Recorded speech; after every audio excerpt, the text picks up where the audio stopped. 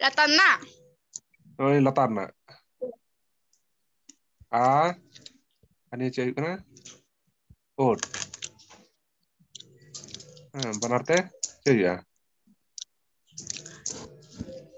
Ar cek kena. Haring. Ot. Ud. Salah. Tol kayak kami ya. At. Talah yuk kena A. At cece kena. Ad. Ani yuk kena. A ar o. Ar. Talah cewek ya benar teh. Up. Ab. Up. Ini A. Ani kena O. Talah ni cewek kena. Au. Au. Talah ni pindah atau व्यवहार मुका ini तो लोग व्यवहार तो बनो पाशापाशी तो पता नहीं था बात अच्छा नहीं बात करा नेक्स्ट पेज रे बन कल नेक्स्ट पेज तो तायम रे तहे कते ओ तायम रे तहे कते चेल का उच्चारण ओ तायम रे तहे len खाय तो जेमन ओय ओत ये प्रथम रे ना ओत आर ओ ओत आर ओते चेया तो तार नोडे कना ओ आर ओ ये बानार ते हुआ चे ये तो हुआ गो Ot. Og. og do bang o ar go ये o banar te huआ ni तो go tayam re judi o chiki tehan khai ni o chiki tehan khai tale hana ko baad baki chiki to pura uchcharan huआ gota goti uchcharan huआ node niya na ব্যবহার da noka do banua bain khayal bara kada di kom pase mena niya na ব্যবহার da niya do bang laga baat tale node hitra all are o tale niya banar te che huआ lo Lo. बुझे कना अच्छा are मिटा तले नीटे ले जा लगे निया हुई कना आक आर निया ओ निया बनाते चलिया को Ko.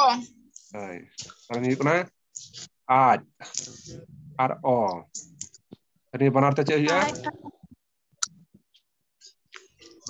जो Oi. जो Jo. तले नीटा निया कना आम आर ओ Oh. तले निया Mo. बनाते चलिया मो Wow. bang mo ya mo Mo. आम आर ओ ते मो adi na ব্যবহার ho menak gaya itu nonde aj mote noka do uchcharan do muskil nyok gaya शब्द भितरे तहन खाय तो नहीं उच्चारण सहज अच्छा नहीं तो बाप परे बन गेला नेक्स्ट नीटा पूर्णिमा लेबे से ये चे बना Latana. होय रे परे line इस्ते Is. Ar o. Tale I. हां ताले सो या सो So. होय सो तारपरे Tarpore noa dak do. E R Borno ji haring ko. इ हॉल काय कमी नहीं रो हैं Oh he. ये Tala. तो जहां भी हड़म हैंडसअप अचल खाय सरेंडर अचल खाय बनाते बाय कुटुंगा सरेंडर अचल बनाते कुटुंगा He.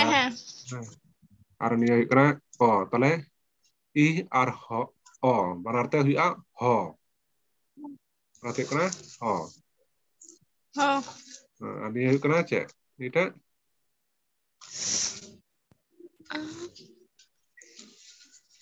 in berarti kena in I. Ar o. in ar o te ce nyo ucaran nyo Nyo. no nita soal ya itu bentar ya Ro ar o.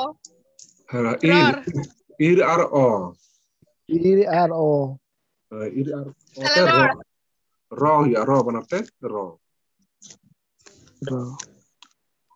और तहे लेन खाय दो ओना को जे किचेत आरांग का किचेत आरांग गोटा गोटी उच्चारण और निय तो हुई कना ओ गो हुई कना हम तो बात अच्छा ऑल द लॉ हुई कना का गे दीपक नीटा ले से पूरा लाइन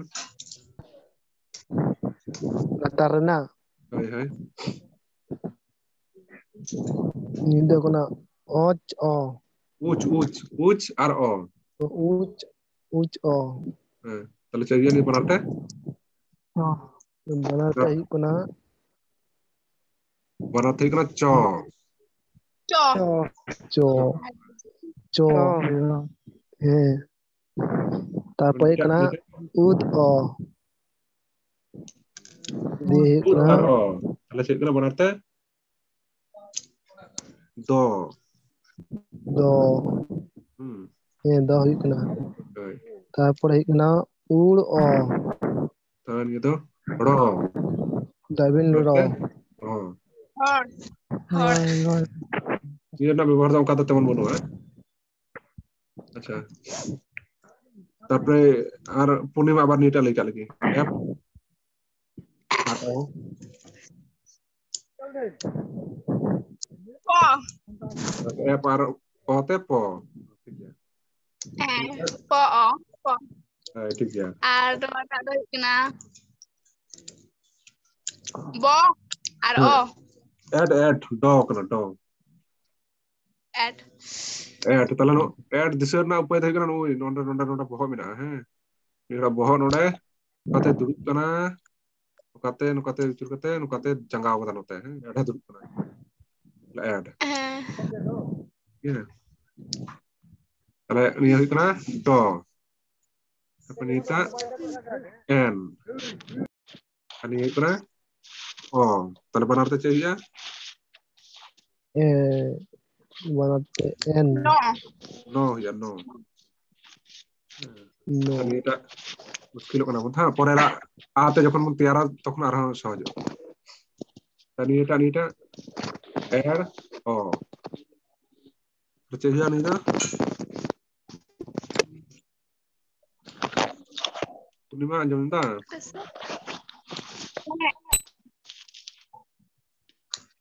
ayo kon ya अच्छा दीपक कामले में जहाँ भी और ले लिखा गया है add r nonde o huyu kena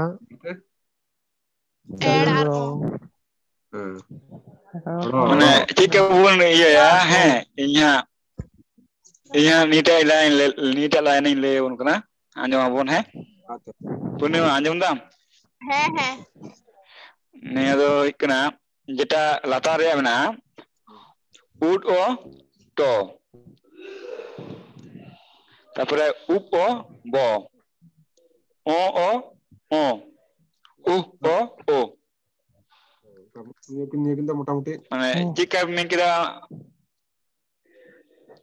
ona bulu anjom leda to mane jokhon hik kana o reya uchcharon do hujug kana niya do o jodi tahena ka jahana বর্ণমালা পরে তাহলে উনি কিন্তু ওই অ শব্দ হয় উচ্চারণ তারা আর কি যেমন ধরো আমি যদি নোটিং অলেক না টলা ঠিক আছে He. টরে ও কিন্তু হজুগ না তো বাং ট He he.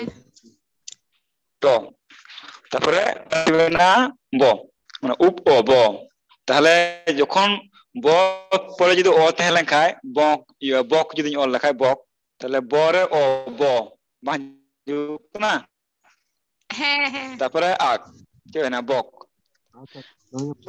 পরে আরেকটা তারপরে তাহেনা ও ये रहा पुरस्कार आल्टर्स এটা আলাদা অত থেকে না তো অত মুশকিল আসলে ও তো এটি কম গিয়ে যাব না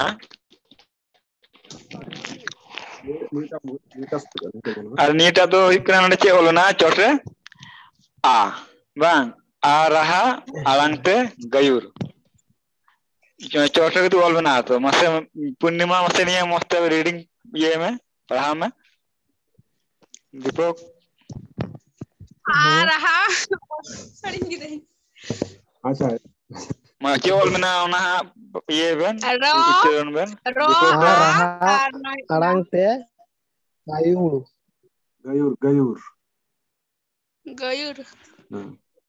गहलटुडो gayur गहलटुडो আগতে উচ্চারণ না গায়ুর তো বাং হইল না আচ্ছা নিয়ে তো নিয়ে পun iya kali ini তাহলে pun মোটামুটি আকার না ব্যবহার পun চিদা তাহলে আমরা চাই কারণ নিয়ে অত আর আ তাহলে চাই জানি তো আ do akar leka kami ya Karena ta. Ta. Hai. Berarti ta. Talinya O R A. Tahu cakap? Ga. Ga itu. Tapi dia ada ব্যবহার dah baru teman. Adi riyar ব্যবহার na. Shobdo talare tehen kai subida. Nita all R A. La. Somoi ho chaba hajuk kan tabuna. Acha no nita pun yel kai ge. Tin ar niya ke iya naik pun niya barya naik pun practice coba ya. Niya pun coba kai ar pun kelas pun bond ya. Acha. Acha Deepak nita tar lain niya lain. Latar na. Hai ak tem ya kan. Ak a. Tar cewek ya benar. Ka. Tale hujuk kana aka. Hai. Tiga nita. Tapor hujuk kana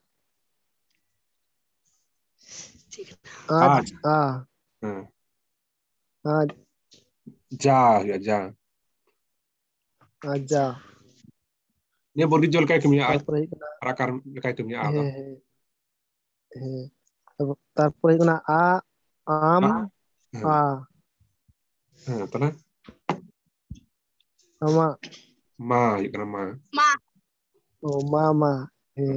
Kelima. Tapor hujuk kana Dia nak ব্যবহার dong kata benu macam ni tak. Iya tak itu kan dia tak kecil kan. Ini tak Purnima le chon. Iste kan? Is. A. Sa. Sa. Tiga. Tiga. Apa? Anu atau ih R A. Ih R A. Kenapa artinya? Ha. Tapi anu dah kena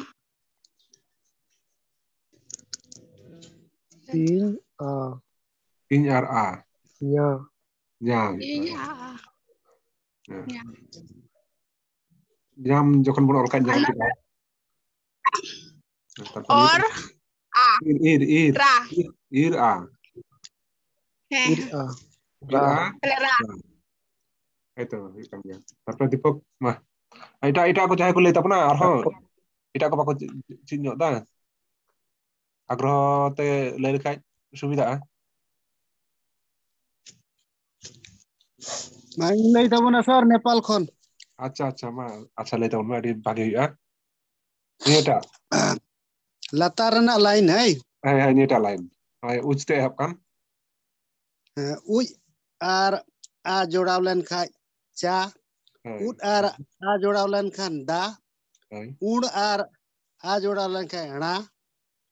Ui ar a jodaw len khan ya. Ini latar F R A jodaw len khai pa. Ed R A jodaw len khai da. N R A jodaw len khai na. Ed R A jodaw len khai ra. Ot R A jodaw len khan ta. Up R A jodaw len khai ba. U R A jodaw len khai wa. Ini kata ot jodaw kana. Ini sta arah jodoh apa itu skill ko laga. Maka nanti ini tuh banyak yang kata. Jadi mudah-mudahan mite akar nggak lahat em ya doa kata raha orang ko lahat em doa kata mite ada tiar na ya pun berai kita. Tayam dalam arah dhir koekti na pun iya ya. Practice anu mina noy jon punya cikite mina pia cikite mina. Muka bayi teh next time pun dhir dia. Baik Tin jaha kadi kadi kelas na. Tin tala cek arbita review kali pun. Cek pun nyel kita. Cikite ayur kate शब्द गठन pun nyel kita. Se ada गठन pun kita. Ada. Horte do शब्द do cek pun takna ada pun takna. Tale te noy laha kate. Jotore laha re mena Launa laha re doha kate cek kirona ona pun nyel kita. Ok os. Citan latar tu hikna. Os och, op, ot, oka. Abar noi a lahare teh kate che leka ucharonoa. At, ak, as, ach, ap, at. Chitang latar teñ padhaw da. Tarpore nondena o tayam re doho kate mane gayur re teh kate ayur somay da lahare tehna gayur somay da tayam re tehna. Tale che ko hik na nonde hik na ot, o, to, ak, o, ko, is, o, so, uch, o, cho, ep, o, po, ot, o, to. Oka. Tarpore hik na a tayam re doho kate chelka aड़ा teyarwa chelka sadi udunga ona bun nyel nonde jemon ot, a, ta, ak, a, ka, is, a, sa, uch, a, cha, ep, a, pa. Abar nonde do abar ot gin jeng kada ot hoy ka option oda iya type mistake kana ot a ta hoy ko jak laha tamre rahaj ki doho kate tin do aड़ा teyar na mite bun chik kida motamuti Dipokar Purnima Nepal khoi uni da do bhagi gin bujhau dia uni do bhagi badaya ek Dipokar chelka Dipokar bujhau kida उन्हीं पढ़ाव केदा तो इहो मौजगिन बुझो केदा अच्छा next time तो नोंडे मिटान जिनिस निया जिनिस पे दिसे दो का दिसुकदा हैं से पूर्णिमा जुदी निया रहा लाइन जेटा मेना स्वरबर्ण आरकी जुदी बर्ण माने जहां शब्द गठन दा शब्द गठन लार जुदी ताहे लेनखाय